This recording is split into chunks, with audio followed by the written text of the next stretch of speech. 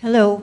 Hi. I'm Muriel Stanley Benn, and I too listened to the throne speech. Was very concerned that the word human rights was never mentioned, and that the Prime Minister did acknowledge the deaths of Aboriginal women in this country. But as far as I can see, that means nothing. They have deprived the Aboriginal women and Aboriginal organizations of funding forever. And it's not only Harper. It's the Liberals as well. They have consistently denied the organizations the means to deal with any of those problems. I'd like your comment on that, on both points.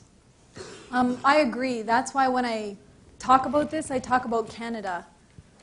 I like to pick on Harper because he deserves it, but it's not Harper that brought us here. It's every successive government, from early colonial times until now, and it doesn't matter who was an MP and who wasn't an MP, what party, and it wouldn't matter which party gets elected next year or the year after. Until we change our relationship with First Nations, until Canada makes a concerted effort to say, our policy objective is no longer to assimilate and eliminate Indians. Until they change that, it won't matter what stripe you put on them. They'll just do it in different ways. In 1969, the Liberal government tried to do it with a white paper and say, we're just going to get rid of Indians overnight. No treaty rights, no reserves, nothing. And that didn't go over well. But so Harper's doing the same thing. He's just doing it with a whole suite of legislation that'll make it the law. It won't be a policy option. It'll be legal. But this government and other governments have a problem in terms of addressing issues. Look at murdered and missing Indigenous and traded Indigenous women. The second that Sisters in Spirit brought it to the world's attention that we have a problem in this country, worse than the numbers in Mexico, for example, they cut the funding. The day after Harper apologizes for residential schools and all of the loss of language and culture, they cut all the funding for languages. And you can be guaranteed something will happen to Elsipogtog, just like something happens to any First Nation that stands up. Chiefs who advocate on their own behalf can be pulled out, removed as chief and council under the Indian Act. Canada has to make a fundamental change. It's not going to do it on its own if we leave it to the bureaucrats and the policymakers and lawmakers. It has to come from Canadians. Canadians have to understand that it is in their best interest. That it's the First Nations that are dying today, but it'll be their kids dying tomorrow unless they stand beside First Nations. You don't even have to take the front lines. We're prepared to do that. Just stand behind us. Because we're all going to benefit in the end, and then all of that stuff, all of that political stuff will be irrelevant.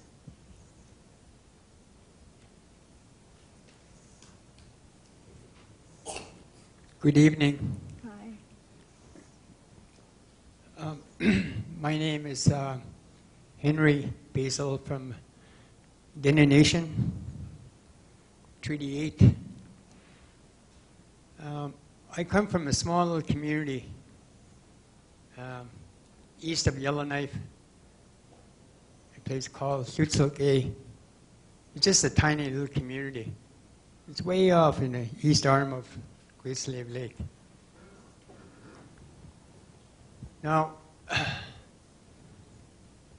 my people has always been in the forefront of the movement of our people, which I am as a Dene.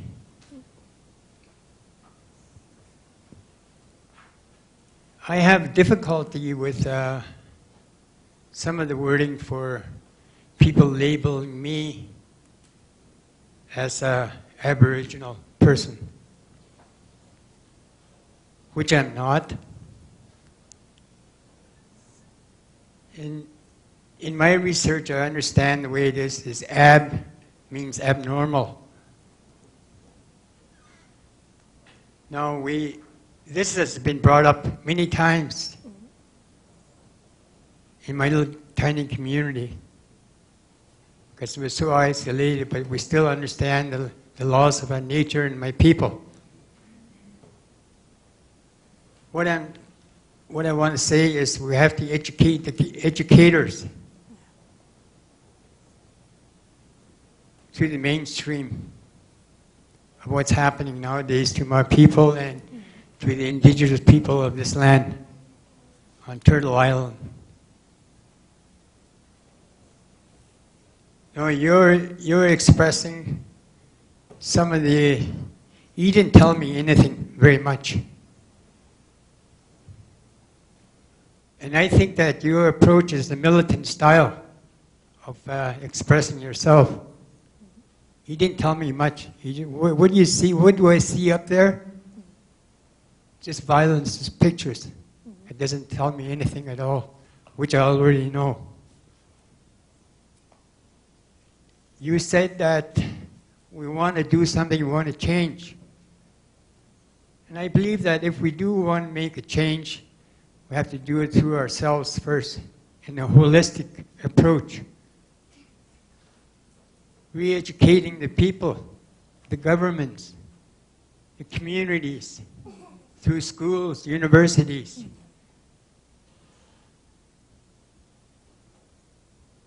And I think it's a really big issue with a lot of, through the mainstream, a lot of people don't approach. They still use those racist words for me, which is, I'm a Dene. I'm not abnormal. I'm Dene. I'm human being. This is why we're not moving ahead. Because we're not really tell who we exactly are. We're indigenous people. I'm Dene, you know, where I come from. We don't use those words amongst my people, First Nation and elders. We try to do away with that. We try to say that we're Dene, we're people of this land, and the owners, and the keepers of the water, keepers of the land, and everything that goes with it. As a lawyer, which you are, I think, you know, I think that you should express more in a holistic approach if we want to do something, we want to make changes. That's my feeling. Right now, I'm standing here, right here at this moment, in this second.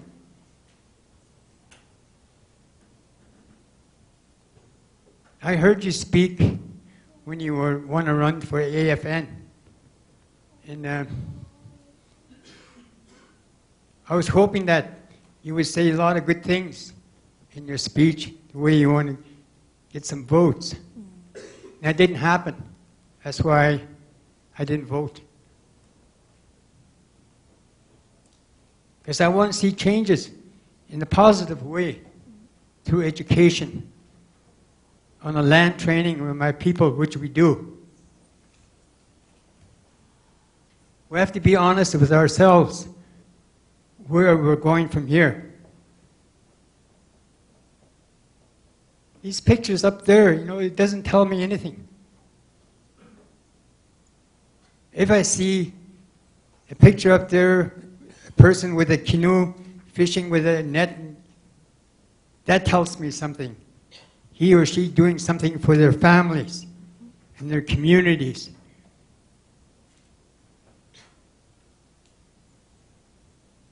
I'm a little bit hurt right now. I'm standing here. The way things are being said and done right here, right now, as an elder. Many times we had, you know, we're still struggling with the same old issues. That the government, treaties, everything has been approached onto me, it was given to me. I went through residential school, I'm a survivor. I know exactly what's happening. Things has to be changed. If we do our homework and say the right things to the people, especially the young people here, the indigenous people here. In my approach when I talk to people, I always say good things. try to make them feel at ease in this modern day of ages, especially the indigenous people. I teach them love, kindness, and compassion.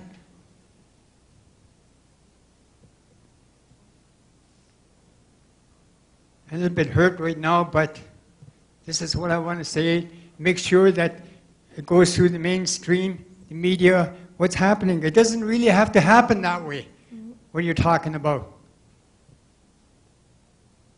Those laws are already made, that's a white man's laws. It's not mine. The government's laws, it's not mine.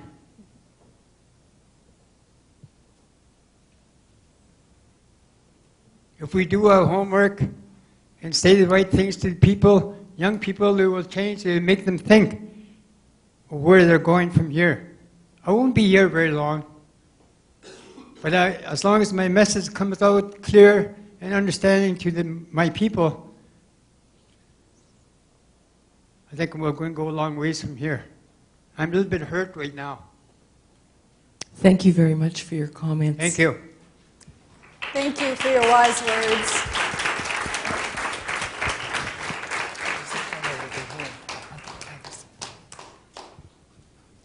I'm just going to take this mic back here.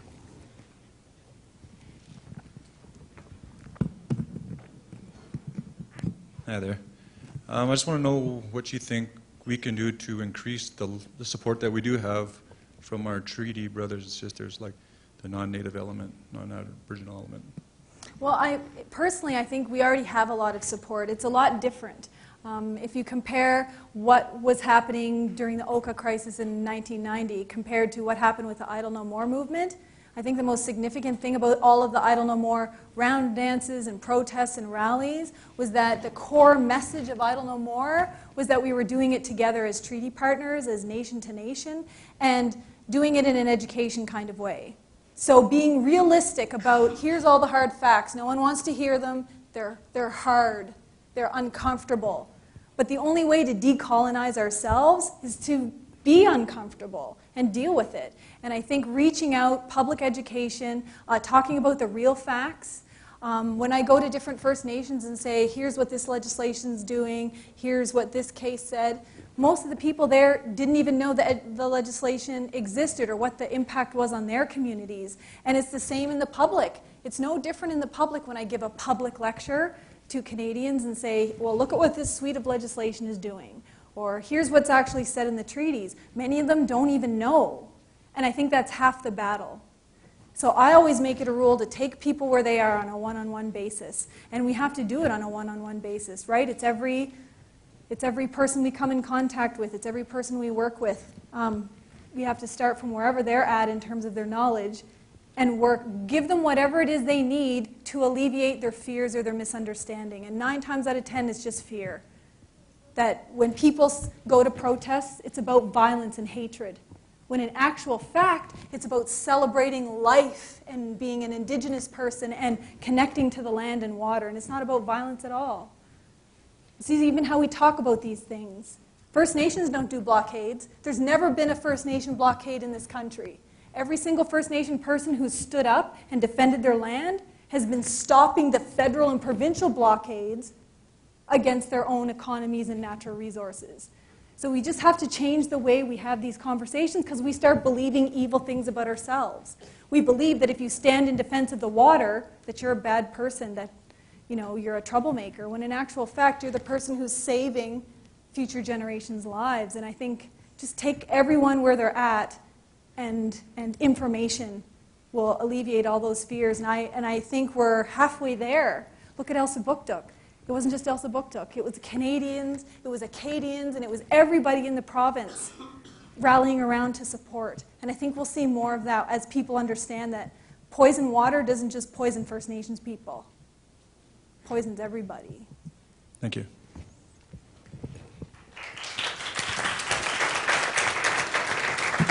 So I just want to just say that we have to be somewhat conscious of the time, unfortunately. And I can see a number of people who are wanting to ask questions. So I think we'll take one more question, and then perhaps Pamela will be kind enough to answer questions later. Would that Sure, be sure. all right? I'm just conscious of the time. Thank you. Hi, Pam. Hi. Dr. Pamela Martin. It's a pleasure to meet you. And I really do think this is educational for the rest of the people to see what our people have been dealing with. And the protection of our land, our water, and for them to understand that they're treaty people. It took 2 nations to make the treaty, and the crown came to our land. So there has to be an enlightenment, especially in the university here, with it being on the land of Papa Chase. So they have to acknowledge that. And what you're doing is amazing. What I want to say with Chief Alan Adam and him standing up, and he went and he told the difference between an eco-terrorist, which they labeled him as, and he said, environmentalists come out to the country and say, this is beautiful land, we must protect it. He said, with Indigenous people, we live on the land, it provides for us. And that's what the difference is. He's not an eco-terrorist. He's continuing on with what our ancestors have done. And so I bless you with everything that you, in my heart, to keep doing what you're doing. You've made us, made me a proud Indigenous woman seeing you speak up, and especially the battles that you have fought. So thank you.